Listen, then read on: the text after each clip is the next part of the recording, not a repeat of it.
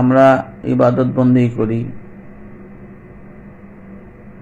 আমরা দ্বীনের কথা বলি, অথচ দ্বীন ইসলাম কি এই বিষয়ে আমরা জানি না। আমল কয় ধরনের সেটাও জানি না, বন্দেগীর রূপরেখাও জানি না। অথচ এই সমস্ত বিষয়ে ইলম অর্জন করা ফরজ।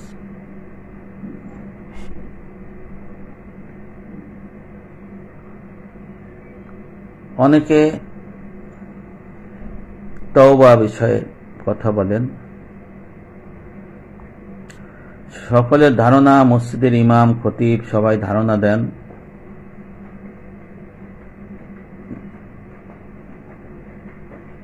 আস্তাগফিরুল্লাহ রব্বি মিন কুল্লি জামবি ওয়া আতুবু ইলাইহি লা হাওলা ওয়ালা কুওয়াতা ইল্লা বিল্লাহিল আলিয়্যিল আযীম। এরকম মৌখিক জবানি তওবা পড়ে কান্নাকাটি করে আসলেই সবার মনে ধারণা জন্মে যে এটা তওবা হয়ে গেল, অথচ এটা জবানি তওবা, এটা তওবায়ে নাসুহা নয়। এই জন্য চার ধারার ফরজাইনের মাসআলা শিখতে হয়। তওবাটা হলো আমলি মাসালার অর্ধাংশ, ইলমে তাসাউফ অন্তঃসত্ত্বা বিদ্যার যে দুই ভাগ আছে, মুহলিকাত বর্জন, মনজিয়াত অর্জন। এই মনজিয়াতের প্রথমটা হলো তাওবা। এই তাওবা ইলম, তওবা করা ফরজ, আর তওবার ইলম হাসিল করাও ফরজাইন। আমরা তওবা কাকে বলে এটাও জানি না, আমরা জেনে নেই তওবা কাকে বলে। জাহিরি এবং বাতিনি সমস্ত গুনাহ থেকে ফিরে থাকা, মাকামে বহুত থেকে মাকামে কুরুবের দিকে রুজু হওয়াকে তওবা বলে। কেন তওবা করব? তওবার আসবাব কি? খাউফ ইলাহি, আল্লাহর আযাব গজবের ভয়। তওবার আলামত কি? আমার মধ্যে যে তওবা প্রতিষ্ঠিত হয়েছে আমি বুঝবো কেমন করে? এর আগে আমাদের গুনাহ চিনতে হবে। গুনাহ তিন প্রকার: শিরক গুনাহ, আল্লাহর হক, এই সমস্ত যে গুনাহ রয়েছে একে বলা হয় হকুকুল্লাহ, আর বান্দার হক, সৃষ্টির হকের যে গুনাহ বিধিবিধান রয়েছে এটাকে বলা হয় হকুল ইবাদ। তওবার আলামত হচ্ছে পরিপূর্ণ দ্বীন ইসলাম, আকাইদ, তাসাউফ, ফিকহের জরুরি ইলম শিক্ষা করা। শিক্ষা করার পরে দেহ, আত্মা, মাল তিন ধারার বন্দেগী করা, জারি কায়েম করা দ্বীন ইসলাম। এরপরে শিরক গুনাহ তওবা করে ছেড়ে দিতে হবে। আর হকুকুল্লাহ, আল্লাহর হক যে বিধিবিধান রয়েছে এই গুনাহ শরীয়তের বিধান অনুযায়ী কিতাবী ধারায় কাজা কাফারা থাকলে আদায় করে দিতে হবে, আল্লাহর কাছে ক্ষমা চাইতে হবে। আর বান্দার হক, হকুল ইবাদ, এটা মারাত্মক। যার কাছে যে সমস্ত জিনিস যে পাবে সমস্ত কিছু ফেরত দিতে হবে, ক্ষমা চেয়ে নিতে হবে। ওদিকে অর্থ সম্পদ, জমি জাতি, ধন দৌলত, তো আমানতের খেয়ানত করে মেরে দেয়, এইগুলো পাওনাদারকে, হকদারকে ফেরত দিতে হবে। যদি হকদার যদি পাওয়া না যায়, মারা যায়, তাহলে ওয়ারিসদের ফেরত দিতে হবে। আর ওয়ারিস যদি বেঁচে না থাকে তাহলে আল্লাহর ফরজ কাজে শরীয়তের বিধান অনুযায়ী সদকা করে সওয়াবের নিয়ত ছাড়া দান করে দিতে হবে। আর আল্লাহর কাছে ক্ষমা চাইতে হবে। আর কাউকে মুখে, হাতে বিভিন্ন ধরনের অত্যাচার নির্যাতন করলে তার কাছে ক্ষমা চেয়ে নিতে হবে, তার জন্য দোয়া করতে হবে, অথবা শরীয়তের বিধান অনুযায়ী এর ফয়সালা করতে হবে। যারা সুদ খায়, ঘুষ খায়, হারাম টাকা আছে উপার্জন করে বসে আছে, এই সমস্ত কিছু ছেড়ে দিতে হবে। ঘুষের টাকায় যদি কেউ বাড়ি করে, গাড়ি করে, এই সমস্ত কিছু আল্লাহর ফরজ কাজে সওয়াবের নিয়ত ছাড়া সদকা করে দিতে হবে।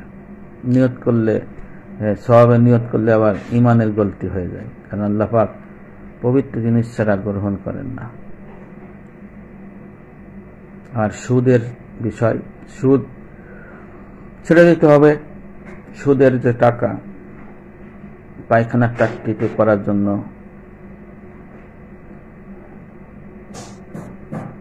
ব্যয় করে দিতে হবে। আর মানুষের যে পাওনা, এই পাওনা আল্লাহ পাক পাওনার গুনাহ মাফ করেন না। পাওনাদারকে, যে যিনি এটা করেছেন তাকেই এটা ফেরত দিতে হবে। ময়দানে হাসরে এক শ্রেণীর ঘোষক ঘোষণা করবে, কে আছো তোমরা, তোমাদের হক পাওনা বুঝে নিয়ে যাও। হযরত আব্দুল্লাহ ইবনে মাসউদ রাদিয়াল্লাহু আনহু বর্ণনা করেছেন, সর্বপ্রথম নিজ পরিবার পরিজন হক আদায় করার জন্য, পাওনা আদায় করার জন্য দৌড় শুরু করবে। যাই বলবে, হে আমার রব, এর কাছে আমি আমার হক পাওনা পাবো, আপনি এর কাছ থেকে আমার হক পাওনা আদায় করে দিন। তখন ওই ব্যক্তি বলবে, হে আমার রব, এখন তো দুনিয়া নাই, এরা তো আমার হক পাওনা পাবে, আমি কেমন করে দেব? তখন আল্লাহ পাক ফেরেশতাকে বলবে, এর আমলনামা থেকে পুণ্যের যে আমল এটা দিতে থাকো। এক পর্যায়ে যখন আমল দিদি তার থাকবে না, তখন সে কান্না করে বলবে, হে আমার রব, আমার স্ত্রী ছেলে মেয়ে অধীনস্থরা এখনো পাওনা পাবে, আমার কাছে তার কিছু নাই। তখন আল্লাহর হুকুমে ওই লোক জাহান্নামী হয়ে যাবে। অর্থাৎ মানুষের হক পাওনা যে কোনো বিষয়ে যদি কারো থাকে সেটা পরিশোধ করতে হবে। এমনকি আল্লাহ রাসূল বলছেন যে এক বকরির সাথে মারামারি করে, শিং দিয়ে একজনকে একজন আঘাত করে, ময়দানে হাসরে তাদেরও এক শিং আর এক শিংয়ের সাথে যে আঘাত করবে তাদেরকে প্রতিশোধ নিয়ে নেবে, আবার মাটির সাথে মিশিয়ে দেবে ময়দানে হাসরে। অর্থাৎ প্রাণীরও হক ফেরত দিতে হবে। আর মানুষ তো অনেক কঠিন বিষয়, অথচ আমাদের সমাজে এই ধারণা নাই। মানুষ চাকরি করে, ঘুষ খায়, ঘুষ খাইয়ে সম্পদ গড়ে বাড়ি করে, গাড়ি করে মসজিদে পড়ে থাকে তসবিহ টেবে। অথচ তারা জানে না যে তার শরীর, তার ওই সুদে ঘুষের টাকার খাবার হারাম, ওই ঘুষের টাকার খাবারের রক্ত হারাম, গোস্ত হারাম, শরীর হারাম।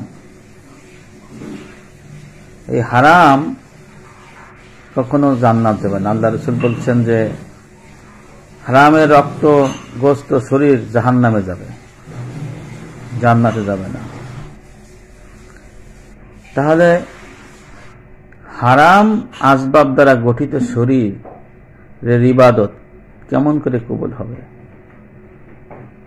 হারাম সম্পদের অর্জিত বাড়ির মধ্যে নিজে বাড়ি করে যদি আমি ইবাদত বন্দেগী করি তাহলে কেমন করে কবুল হবে? এই জন্য আল্লাহ রাসূল বলছেন, মূল কথা মুসলিম শরীফের হাদিসে,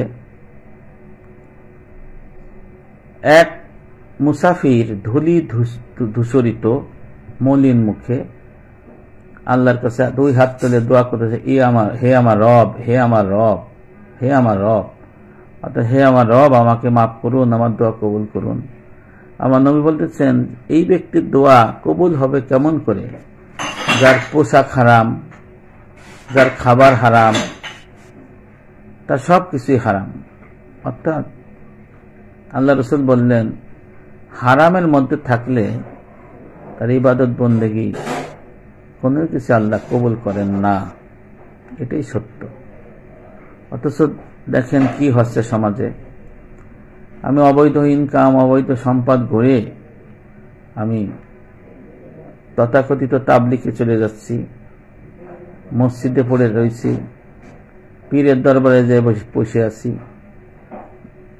এই সব করে কোনো লাভ হবে না যতক্ষণ না পর্যন্ত আপনি যে ঘুষ খাইছেন, ঘুষের সমস্ত টাকা, সমস্ত গাড়ি, সমস্ত বাড়ি, এগুলো আল্লাহর ফরজ কাজে সৎকা করে না দেবেন।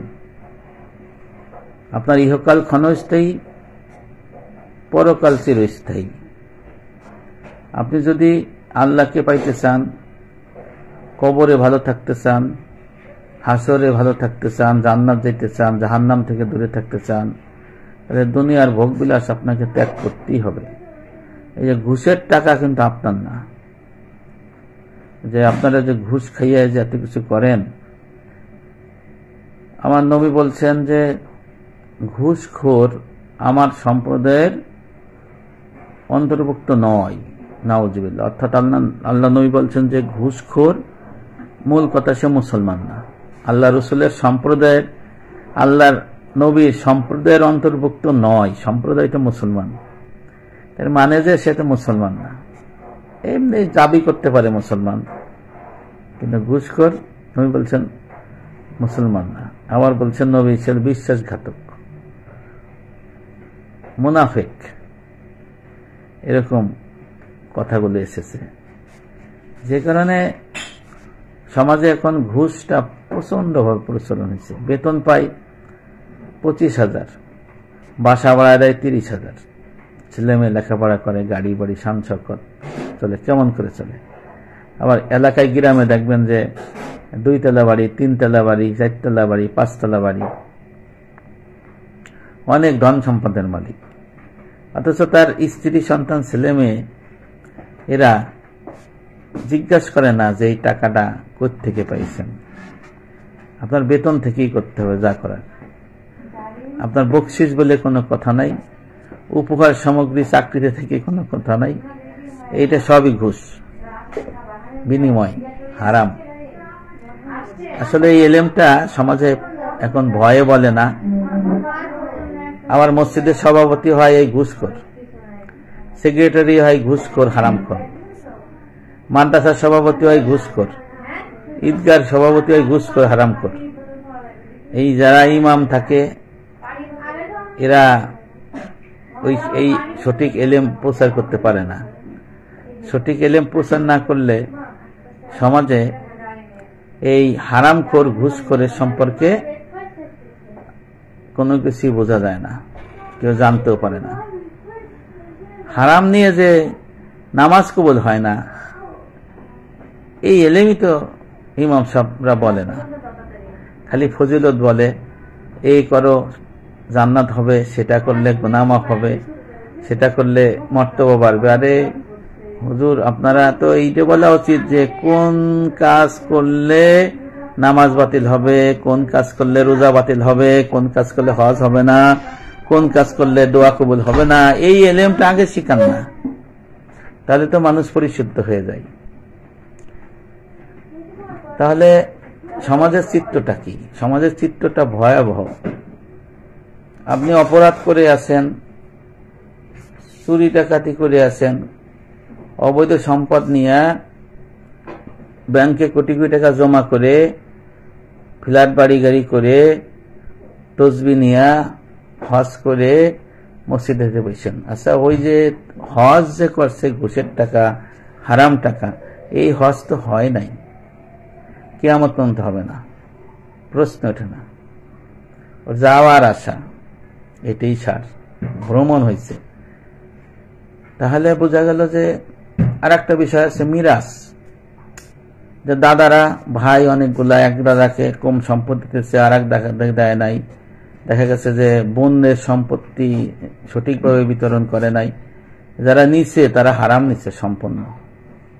আর এই হারাম সম্পদের উপার্জিত যে অর্থ, এর খাবার হারাম, রক্ত হারাম, গোস্ত হারাম, শরীর হারাম, জান্নাতে যাবে না। তাহলে দেখেন এই মিরাস যদি ঠিক মতো না দেয়, তাহলে তো অনেক মুসিবতের বিষয় হয়ে দাঁড়ায়। ময়দানে আসরে সব ফেরত দিতে হবে।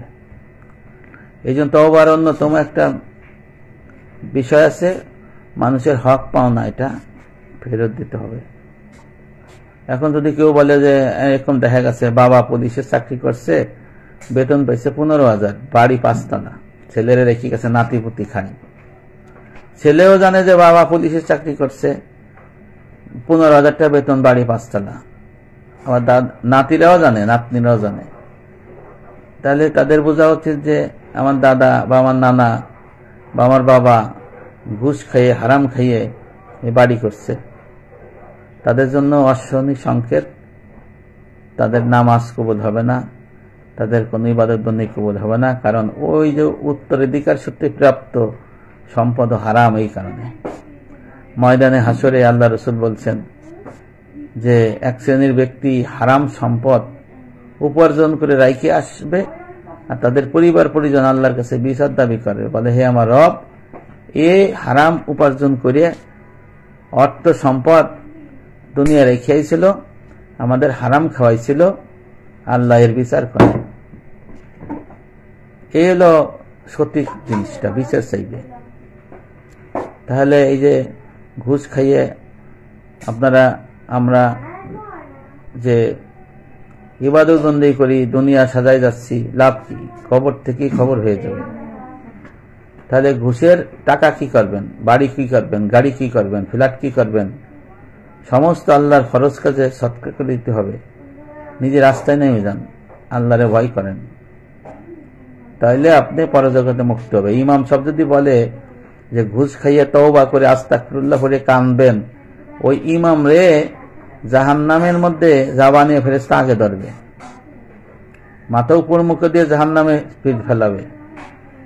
আল্লাহ রসুল বলছেন, হাদিস শরীফে আছে, এক শ্রেণীর এই ফাসিক ইমামদের কাফেরের আগে জাহান্নামের ফেরেশতা আযাব দেবে। তখন বলবে, হে জাহান্নামের ফেরেশতা, আমাকে কেন আপনি আগে আযাব দিচ্ছেন? কারণ আমি তো আলেম ছিলাম, কাফেরদের কেন আপনি আযাব দিচ্ছেন না? আমার নবী বলছেন, তখন ফেরেশতা বলবে, তুমি জানো আর তারা জানে না, এই জন্য তোমার আমি আযাব বেশি আগে দেব। তাহলে দেখেন, যে ইমাম, যে মসজিদের খতিব, যে আলেম, যে বক্তা ভুল বলে, ভুল মাসলা বলে, ভুল ইলম শিখায়, তাদের পরিণতিটা কি? পরিণতিটা ভয়াবহ। তাহলে সত্য প্রচার করতে হবে, সত্য জানতে হবে। আপনি জানেন না, বলবেন না। ইসলামে না মন গড়া কথা নিষেধ, হারাম।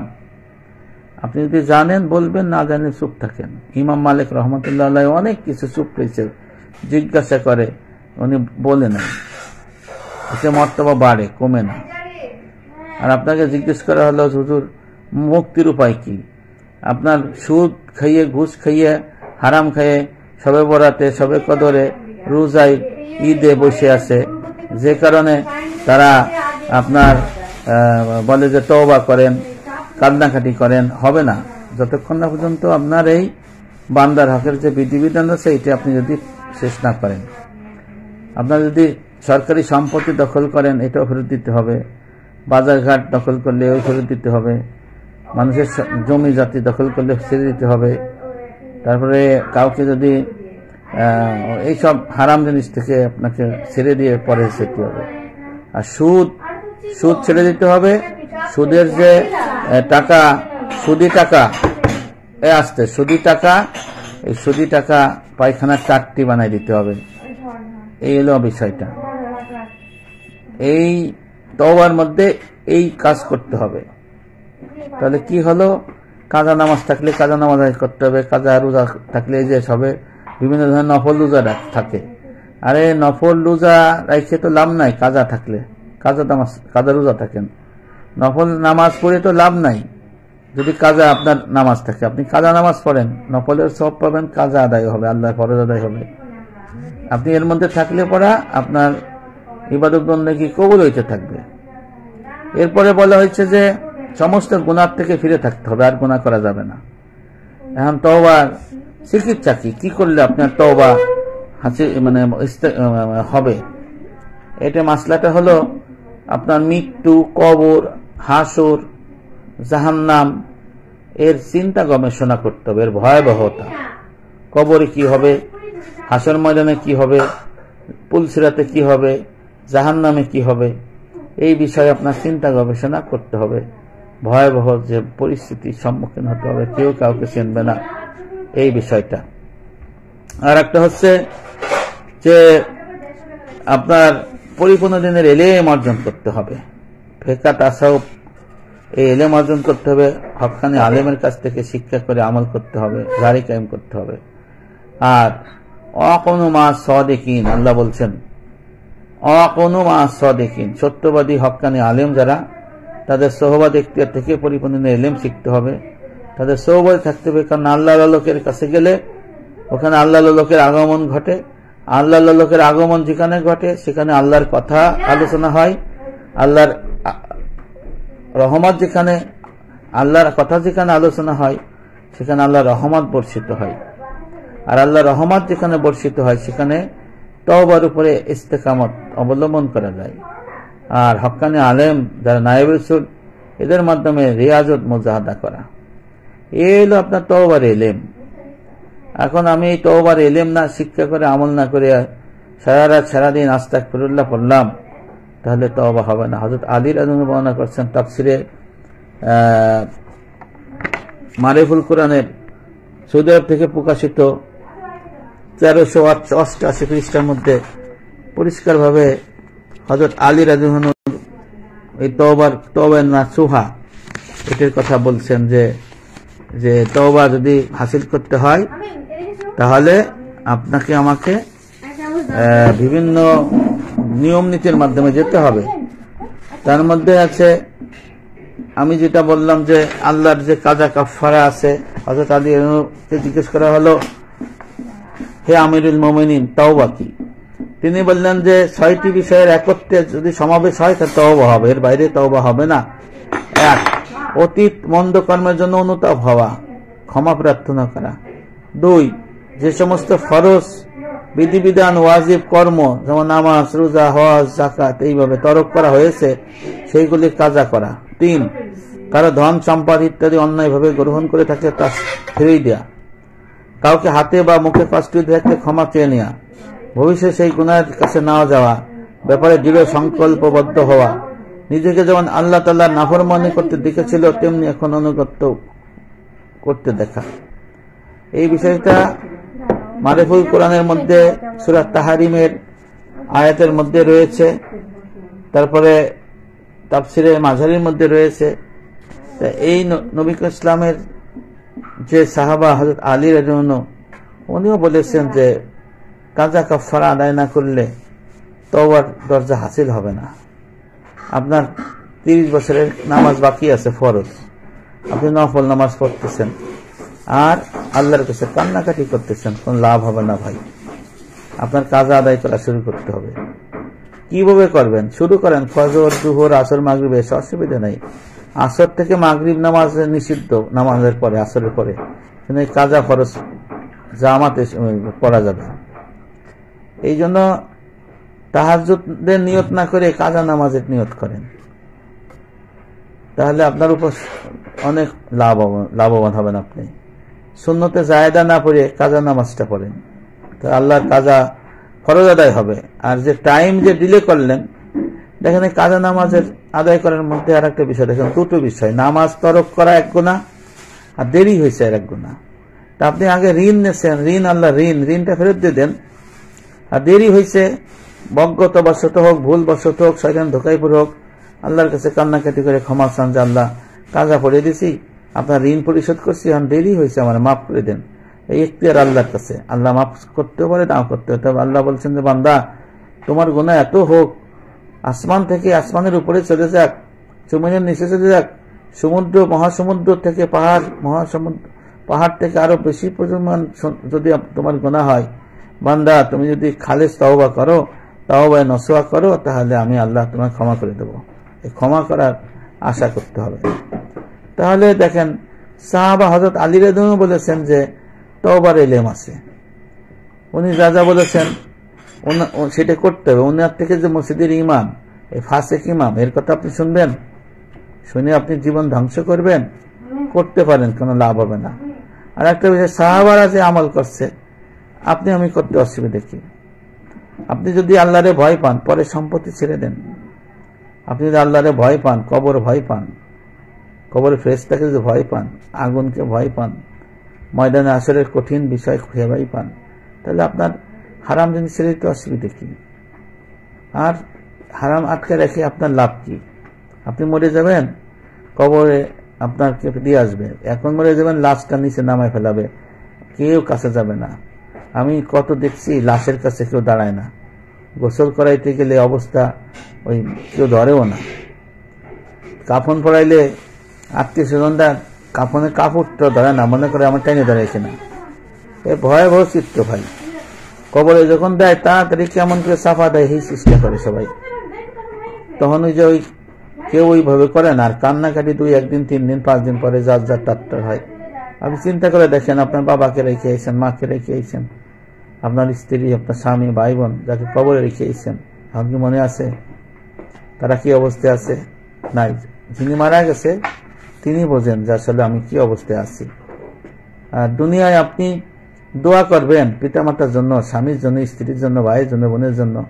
আপনি যদি তওবা না করে পরিশুদ্ধ না হন, আপনি যদি পরিপূর্ণ দিনে না থাকেন, আপনি যদি হারাম নিয়ে থাকেন, এই দোয়ার কোনো মানে হবে না। তা আমি পরীক্ষামূলকভাবে সাধারণত তওবার বিষয়টা একটু আলোচনা করলাম। তওবা হলো জাহিরি বাতিনি সমস্ত গুনাহ থেকে ফিরে থাকা, মাকামে করব থেকে মাকামে বহুদের দিকে রুজু হওয়াকে তওবা বলে। তওবা করতে গেলে গুনাহ চিনতে হবে। গুনাহ 3 প্রকার। শিরক গুনাহ, তওবা করে ছেড়ে দিতে হবে। তারপরে হুকুকুল্লাহ, আল্লাহর হক, কাজা কাফারা শরীয়তের বিধান মতে কিতাবী ধারে আদায় করতে হবে। হকুল ইবাদ, যেটা আল্লাহ সৃষ্টির যে হক রয়েছে, বান্দার হক, এটা আদায় করে দিতে হবে। পাওনা পরিশোধ করতে হবে। পাওনা পরিশোধের পলিসি আছে, এলেম আছে, এলেম আপনার হাসিল করতে হবে। এলেম হাসিল করা ফরজ, আমি বলেছি বিস্তারিত সেইভাবে। এরপরে আপনার পরিপূর্ণ দিন ইসলাম। আল্লাহ বলছেন, ইয়া আইয়ুহাল্লাযিনা আমানু দুখুলু ফিস সিলমি কাফা, হে মুসলমানেরা তোমরা পরিপূর্ণ দিনে দাখিল হও। ওয়ালা তাত্তাবিউ খুতুওয়াতিশ শাইতান ইন্নাহু লাকুম আদুউম মুবিন। আল্লাহ বলছেন যে পরিপূর্ণ দিনে দাখিল হও, এটা ফরজ। যারা পরিপূর্ণ দিনে নাই তারা শয়তান, মানব শয়তান। আল্লাহ বলতেছেন আগের আয়াত পরের আয়াত সমন্বয় করে, যারা পরিপূর্ণ দিন ইসলামে নাই তারা হলো শয়তান। আবার শয়তান কি দেখা যায়? আল্লাহ বলছে মিনাল জিন্নাতি ওয়ান নাস, জিন শয়তান, মানব শয়তান। শয়তান 2 প্রকার, ডেভিল 2 প্রকার। এক হলো জিন শয়তান, দেখা যায় না, আর মানব শয়তান দেখা যায়, প্রকাশ্য অপ্রকাশ্য। সমস্ত পরিপূর্ণ দিনের যারা অস্বীকারী তারা হলো মানব শয়তান। আর কেউ একটা মানে আর একটা মানে না, এরাও মানব শয়তান। জিনিসটা বুঝতে হবে। তা যে কারণে আপনার এই পরিপূর্ণ দিনের ইলম হাসিল করতে হবে, আবার বন্দেগী করতে হবে। আল্লাহ বলতেছেন বিসমিল্লাহির রহমানির রহিম, ওমা খালাকতুল জিন্না ওয়াল ইনসা ইল্লা লিয়াবুদুন, আমি মানুষ এবং জিনকে 24 ঘন্টা ইবাদত বন্দেগীর জন্য সৃষ্টি করছি। ইবাদত বন্দেগী করলেই মুত্তাকি হয়। মুত্তাকি হইলে সিফতি মুসলমান হয়, তারা জান্নাত যায়। মুত্তাকি হইতে গেলে কি লাগবে? হুদাল লিল মুত্তাকিন আল্লাযীনা ইউমিনুনা বিল গায়বি ওয়া ইউকিমুনাস সালাতা ওয়া মিম্মা রাযাকনাহুম ইউনফিকুন। এখানে আপনার